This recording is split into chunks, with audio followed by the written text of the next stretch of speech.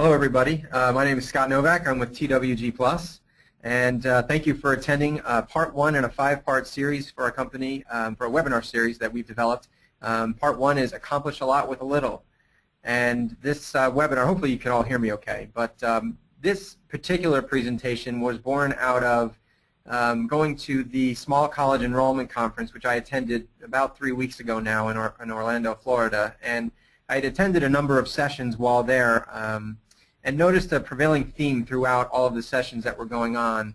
And it tended to be along the lines of there's a lot of new initiatives, a lot of new things that colleges and universities are doing right now. And talking with people and being in the sessions, the theme was they'd love to do more, but that the budget really just doesn't afford them the opportunity to do some of these new things that other colleges are doing to be more competitive and market and recruit themselves or recruit their students more effectively.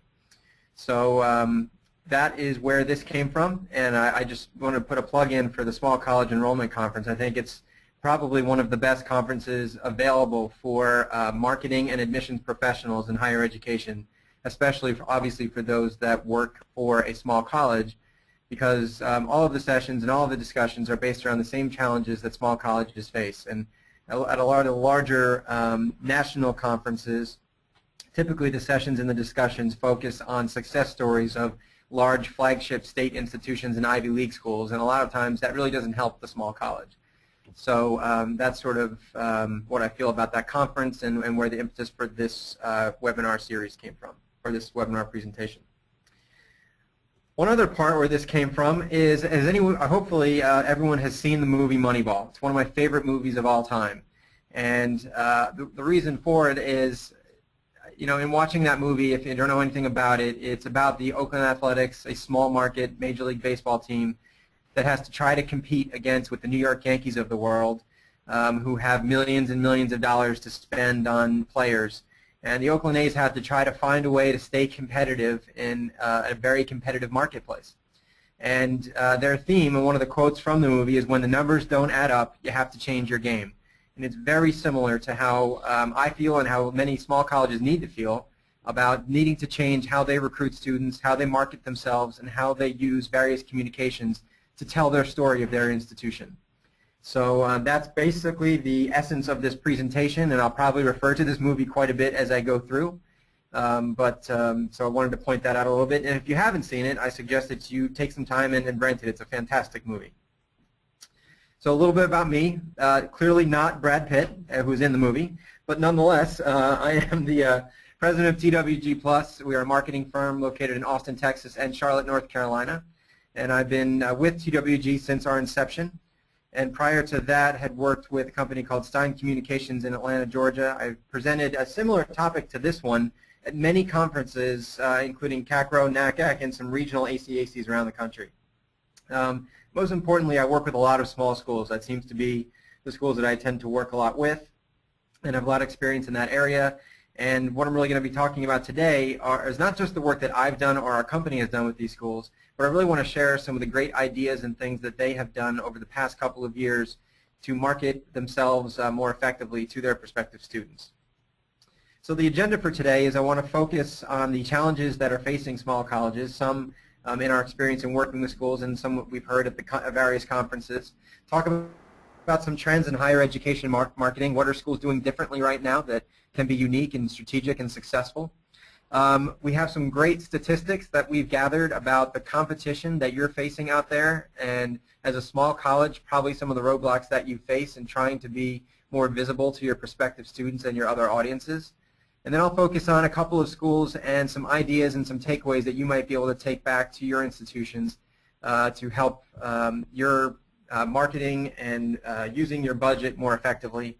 And then I'll talk a little bit about part 2 of this series, which will be the next webinar series in a couple of weeks. So some of the challenges that are facing small colleges these days, number one is that we see is that marketing tends to be an afterthought. If enrollment suffers or if there's a budget crisis, the first thing every time that gets cut is marketing. And in a time when you probably need to be more aggressive in your marketing to get your name out there and recruit more students, marketing tends to be one of the first things that is cut. We hear this a lot. I heard this a lot actually at the Small College Enrollment Conference, is that You may have some internal resources from a marketing perspective, but a lot of times they can't handle the load, even of a small college, because it might be staffed by 2, 3, or maybe 4 people at best. And a lot of times you're trying to not just market to prospective students, but you're dealing with alumni, you're marketing various programs, you have PR events that you need to focus on. So the student recruitment marketing sort of takes a back seat a lot of times, and in reality, if you're a tuition-driven institution, that can't be the case. There really is no silver bullet. We hear a lot of presentations about ways in which to increase student interest, to boost your enrollment, and to get the brand of your institution out there. And a lot of times, they might be great one-off ideas, but if they're developed in a vacuum, they're not going to be as effective. Another thing is the juggling of multiple initiatives and multiple vendors at once. I hear this all the time. Sometimes a lot of schools have a hard time knowing what the left hand is doing and what the right hand is doing at the same time. That can be very difficult because you have different vendors who are coordinating different initiatives, and pulling that all together and integrating all of those communications can be quite cumbersome.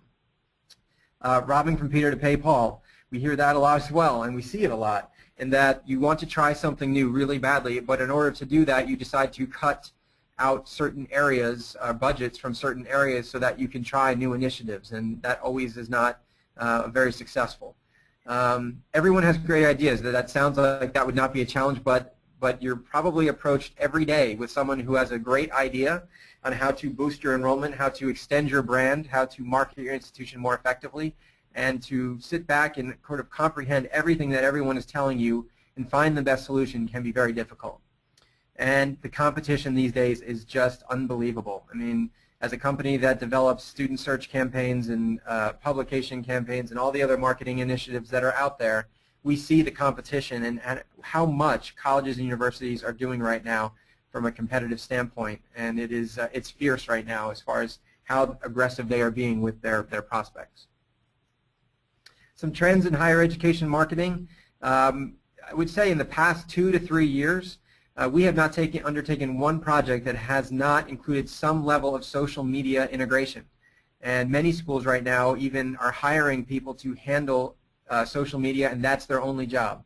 So, and more than just increasing likes for Facebook, it's knowing when to listen and how to respond, and creating plans and calendars of your social media events to make sure that you are promoting your programs, your events, accomplishments, everything through social media, but also responding as well. And that's part of developing a very strategic and robust social media plan. Another trend is less print, more electronic. And the question can be, is that really smart? And sometimes it is, and sometimes it's not. But a lot of schools right now are abandoning old traditional communication practices of print and developing a lot of digital type media to replace that. In some cases, it's a really very strategic and smart move. And in other cases, in all the focus groups that we conduct, students will tell us that they still like to receive print, and that it's still a valuable communication tool. There's been an increase, obviously, in pay-per-click and search engine optimization, which also happens to be part 4 in our webinar series, which I'll discuss later on. If I'm going to pick one of these that I feel is the most important as far as a trend that needs to be given attention, it's the focus on yield. I'd say even 5 or 6 years ago, maybe 8 to 10 years ago, the traditional communication path for a college or university was that you would work very hard to get their application and to accept them. And once that has passed, that the communication became very process-oriented, that there wasn't a lot of marketing to accepted students. That has completely changed. And that is a smart way to go about it, because you are continuing to recruit and market and extend your message to the students that have said they are interested in attending and you believe that they are worthy of attending your institution. So we have an example in one of our case studies of how one institution in particular did an exceptional job of developing a very strategic and robust yield campaign.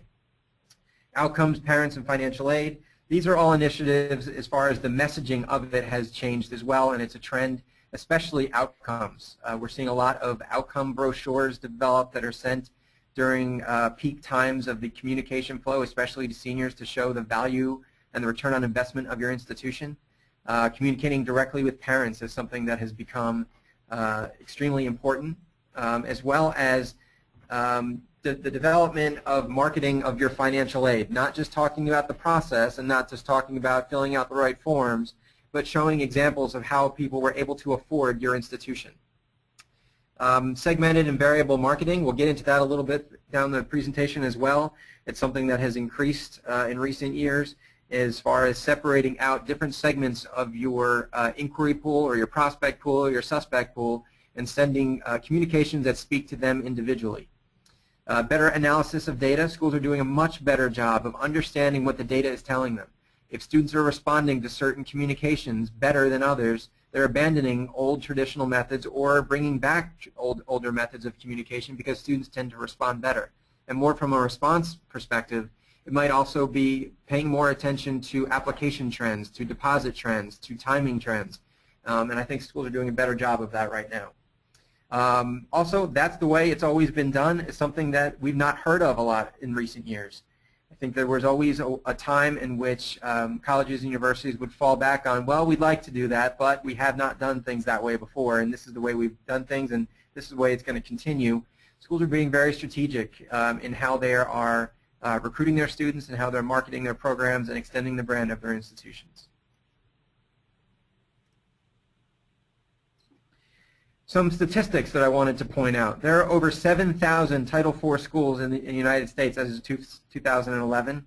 The total spend is over $1.4 billion, which is a tremendous amount of money, actually, as far as this group of schools. The top 50 have spent over $800 million alone, and I'm sure you can probably name the top 10. But beyond that, there are some small schools in there that are really stepping up their marketing spends. The largest markets that we've seen as far as DMA's designated market areas are 16 million in Atlanta, 20 million in Houston, 25 million in DC, and $53 million in New York. Coincidentally, I had a small school contact us yesterday wanting to promote their MBA program in Houston. And when we looked at it and said, well, there's a $20 million spend in the Houston area alone, that's going to be some tough competition out there. So we have to find some strategic ways to promote this program in that market. Some additional competition statistics. Colleges are the 4th most aggressive spending business sector on Google AdWords, and that's pretty impressive. A Google search for an online MBA degree results in more than 24 million results. So if you have an MBA degree or an online MBA degree, chances are your competition for there is going to be tough to find. The average cost per click on Google AdWords for an MBA degree is $23.62. And as a small school with a lot of clicks there, if you have an MBA degree, your budget can go up pretty quickly. However, one thing I did want to point out, and I was given to this by one of our strategic partners, and he said, you know, if you have an MBA degree and you're a small Christian college, you want to advertise your programs in Atlanta. If you put MBA degree Christian College Atlanta, your spend is only $1 to $2 per click. And that's an example going back to Moneyball. It's a way to change the game a little bit. Try to be a little more targeted with reaching out to the right students and the right prospects. What does this competition statistics tell us? You need to do things differently, and you need to present yourself differently. You need to brand yourself differently. And I have under there in parentheses, not that you care more, it's a family here. And what that means is, for all the schools that we develop their brands for, or we develop marketing campaigns, we will spend a lot of time with them on campus in the initial part of the development process. And we will ask the question, what makes you different? What differentiates you from other schools? And with a lot of the small schools, 9 times out of 10, it will be one of these 2 answers, that we care about our students or it's a family here. Well, that's great, and that may be true, but it's not a differentiator. So what we try to do, and what you should try to do in looking at yourself, is ask yourself, is what we're promoting, is our brand message, is what we're touting as the unique attribute of our institution, is it really different than other schools? Are students going to take notice of that? So that's what we need to tell you to think about when you look at some of these statistics as far as the competition that's out there right now. Okay, so I wanted to go into some of the case studies, and hopefully those that are on, you can take 1 or 2 ideas away from this presentation. I picked 3 schools that I felt did a really good job that fit into what this presentation was about. The first one is a small school in Virginia. And I'm going to talk a little bit about how they were able to squeeze multiple projects into one budget. They were very strategic in how they went about this and really made some smart marketing decisions. There's number two is a school that had tremendous rapid growth in enrollment, actually over a 30% increase as of today. And they did some brilliant things through this process that really have put them in a place where they're going to have a very successful 2014. And then the last one is a school that did, as I mentioned earlier, did a tremendous job on developing a really robust and strategic yield campaign that saw immediate results in not only yielding the students that they want, but they added some things to it that really went, I would say, viral. And we'll talk about that a little bit as well.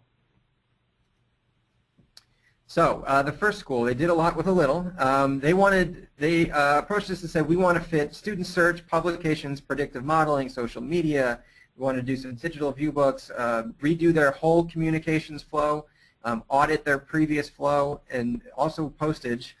That's one thing we'll need to remember, and I'll get into that in a little bit, for less than their whole budget that they had last year. And while there were some concessions needed to be made in certain areas, this school did a tremendous job in cutting things in certain areas that didn't really impact the growth of their prospect pool. So what did they accomplish by doing this? Number one, by putting in this whole campaign that we were able to work with them together in collaboration with this school. I mentioned this earlier as one of the things that is so important is the left hand knew what the right hand was doing at all time. So for example, if we were developing a message for their suspects through student search, this school asked the question of, okay, if this is a message that we're going to be saying to students at this point of their of the recruitment funnel, we want to make sure that we follow through with that message all through the communications flow, all the way up until yield, so that everything is integrated. Just because we're developing our search campaign on one side does not mean that the yield phase should not know exactly what the message and what the brand message is at that point as well. And they did a really good job of that. They made strategic decisions that make sense. In other words, they analyzed their data, and they looked and saw that, for example, in one state, they had not received one application in 7 years, but yet they continued, for whatever reason, to buy names from that state in those 7 years. And they said, well, if we're not going to get names from that state or applications from the state, why do we continue to buy names there? No, it was only a few hundred names or so, but when you add it all up, it probably saved them $4,000 to $5,000, and that money they were able to switch and focus more on students that were more likely to apply and or hopefully enroll. They did replace traditional communications with innovative technologies. We developed a digital view book for them, which they used to send to a lot of their sophomores. So in the past, sophomores had received just a postcard series and some emails and things like that. But by not doing print communications to sophomores, they were able to save quite a bit of money and move those dollars into a more focus on the yield phase as well as communicating with their seniors. So again, a very smart decision that made a lot of sense. They also targeted the right student, not just everyone. I mentioned the one example about cutting out buying names from a certain state, but they also looked at, and they took a look at themselves and said, look, we're not going to get the student that scores a 1,500 on their SAT. Why are we buying that name as well? That's not a good fit for us. So they lowered sort of the top end of the name buy, and they reduced and they increased on the lower end. Now that resulted in some more applications and also resulted in a better qualified applicant pool that had a more likelihood to ultimately enroll.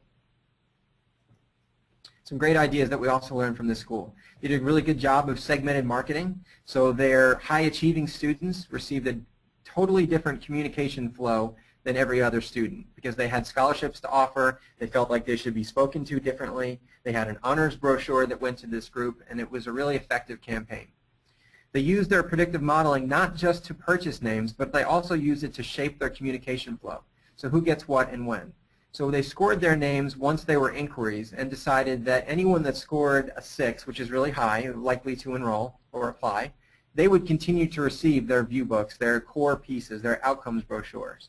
And those that scored a little bit lower would probably get a scaled back version of their comp flow. Maybe they didn't get a view book, and maybe they didn't get an outcomes brochure, but they still got some postcards, and they got their email communication, and they got their digital view book. So again, they did a really good job of using the predictive model, not just for the name purchase and for search, but for dictating their communication flow. One thing that I liked that they did was they made the conscious decision to put multiple dates for open houses and campus visit days on one postcard rather than sending a new mailer out every time. Now, they might have mailed this postcard multiple times, but at the end of the day, they saved a lot of money on printing and postage by doing it this way. They did a great job of utilizing social media to build the brand. Social media is free, so they really put a tremendous amount of effort and interest in developing their social media plan for that and listening to what students were saying in social media.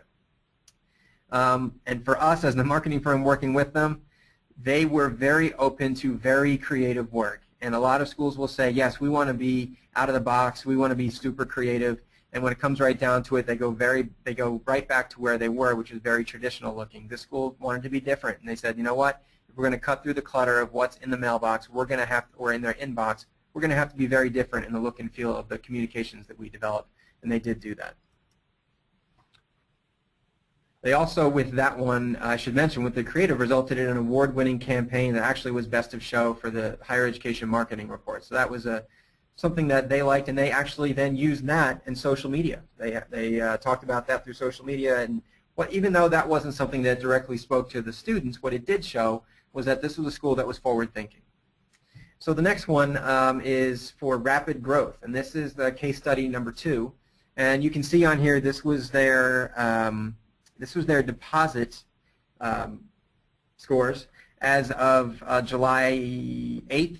So we haven't updated this in a few weeks now, but you can see that as of July 8th, they already had 328 deposits, and in 2013, they ended with 257 deposits. So they still have a couple months left to go. They're probably going to be up at least 100 to 120 deposits this year, which is tremendous growth in this day and age. So some idea that we learned in working with them. Number one, they did a feeder school predictive model.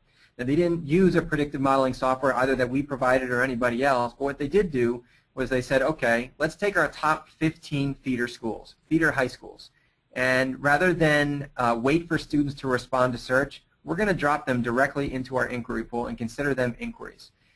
What they did was they analyzed the data, and a student from one of these 15 schools had over a 15% likelihood to apply, which is a pretty high percentage. So they figured, why not send these students who have a high likelihood to apply our most robust communications? And that's what they did with that. It was very, very successful for them. They, too, also had a tremendous emphasis on yield. They did letters, they did posters, they had a ton of phone calls. They even developed a yard sign, which they had. Now, obviously, every school can't do this, but they had their admissions counselors put yard signs on the lawns of their accepted students that said future, I can't name the school, but it said future name of the school lives here. So when a student would wake up in the morning, they'd walk outside and there was the sign that they were accepted to the school. So again, very different, very unique, but certainly it worked. They also treated the yield as a celebration.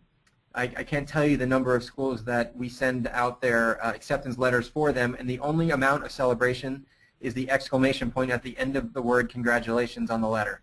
There needs to be much more of a celebration. Get the student, get the parent, get the friends excited about them being accepted to the school.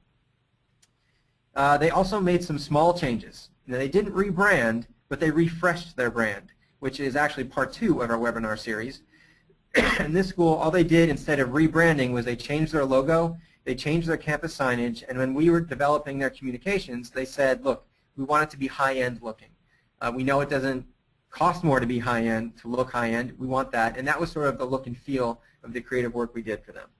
And number 4, I give all the credit in the world to their VP. They watched their competition closely. If their competitors were offering a new scholarship, they were doing it the next day. So they were really smart about watching every move that their competitors made and adjusting and reacting to what they were doing. The impact of yield. So St. John's University in New York approached us and said that they have a tremendously huge top of the funnel. They actually purchase over 1 million names for student search, which is a topic for another day, but their yield rate was in the tank.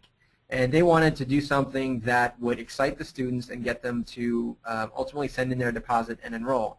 Again, goes back to one of the things as far as the trend in higher education marketing right now is to do a better job of yield. So they had a traditional format. They did provide a letter and a phone call, but they wanted to create excitement. And I'm going to show you on the next slide some of the things that was developed for this campaign. But rather than just create something that would excite just them, they wanted to excite them as well as their parents as well as their friends. And what better way to do that than through social media? So here's what they provided. Number one, every student received this poster, which was all Flickr images of students and excitement and things fun that are happening at St. John's. And they also used the hashtag SJURead. They also offered every student that was accepted, they developed a video, which I'm going to show you, and if you have your volume and you can hear, hopefully you can hear this, but this video takes the image of the person that was accepted and puts them into various scenarios, and I'll show you this right now.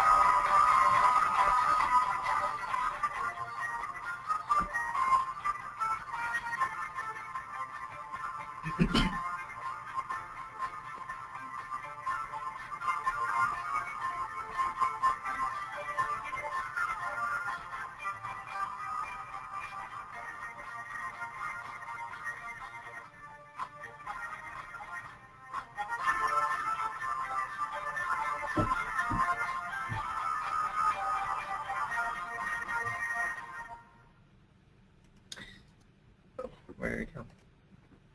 There we go. Okay, so that was their video, and what they did then was they recommended that their students put this on Facebook, on Instagram, talk to their friends about it, and so this became, so if they did post it on Instagram, here's some examples and some results. They would take pictures of themselves with their poster. Now who sees this? All of their friends. All of their friends' friends can potentially see this, and then the word starts to spread about how exciting it is to get accepted to St. John's University. It was a tremendously successful campaign from a number of different perspectives, but most importantly, in our opinion, is the buzz that it created for St. John's. So that's just, again, another example for them. A few more observations. So those were our three case studies. And some quick tips, tricks, ideas, things that we have from our perspective as TWG Plus and working with schools that we've noticed over the years. Number one, if you are going to develop an RFP for services from vendors like us and others out there, be smart about it and spend a lot of time and put the time and effort into developing one that gives you an apples-to-apples comparison. I'm going to plug a school that I thought did one of the best jobs in putting out an RFP. It's Morgan State University in Baltimore, Maryland, a school that we're currently working with. And what they did was they were smart about it. They said, here's all the things that we want. We want publications, we want a view book, we want student search, we want this, we want, and then they said, and here's what we have to spend. And they said, tell us how you would do it. And I thought that was a tremendous way to go about developing an RFP, because what happens there? Number one, you weed out the companies that only focus on one area and that are going to try to tell you that they should spend that whole budget on one part. You also you get an apples-to-apples comparison of exactly what you would get for your dollars, and you see how strategic and how creative each individual company can be, and how important, how much emphasis they place on various parts of the funnel.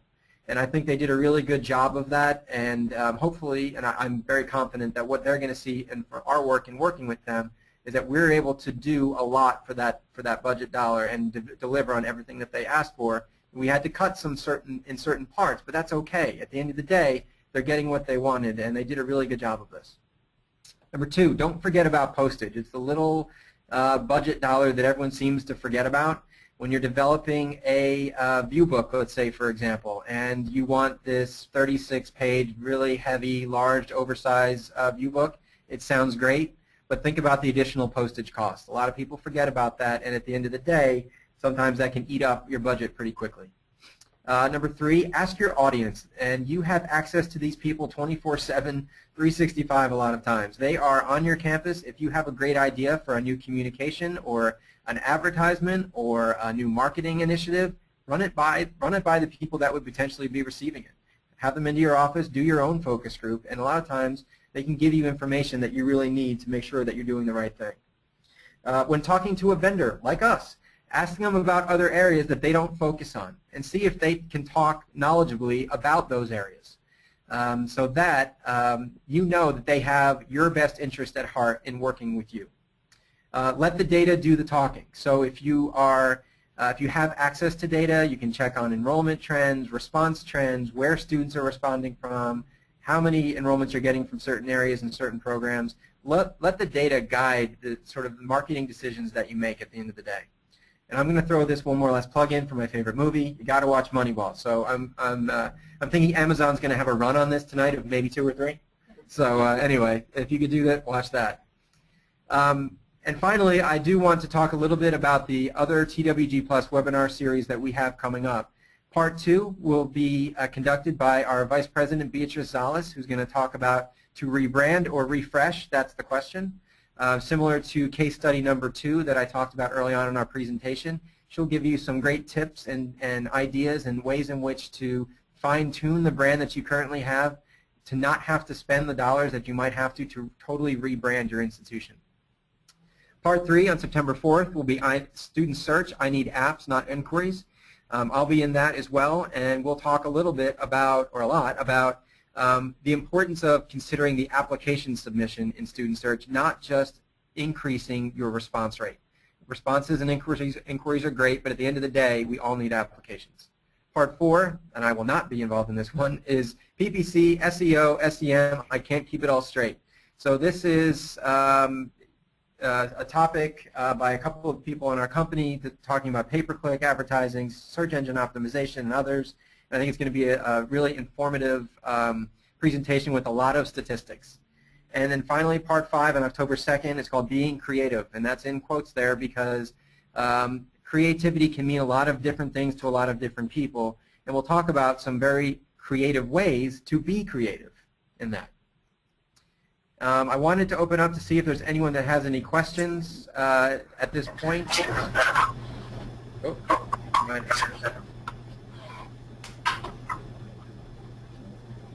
you can either ask, I think you can ask a question, or you can ask a question in chat.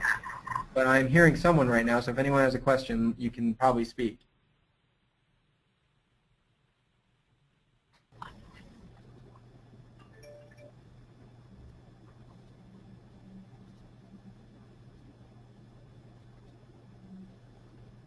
Okay. Well, I guess we don't have any questions, but should you have any questions after having attended the webinar, please feel free to email me at scott.novak@twgplus.com. I'd welcome a phone call. That's my cell phone, 704-756-3789. And anytime that you have any questions, we'd love to speak with you. And if you have any interest in talking to us about the services that we provide or how we might be able to help your institution, obviously I would welcome that discussion as well. But I wanted to thank everyone for attending today, and enjoy your weekend.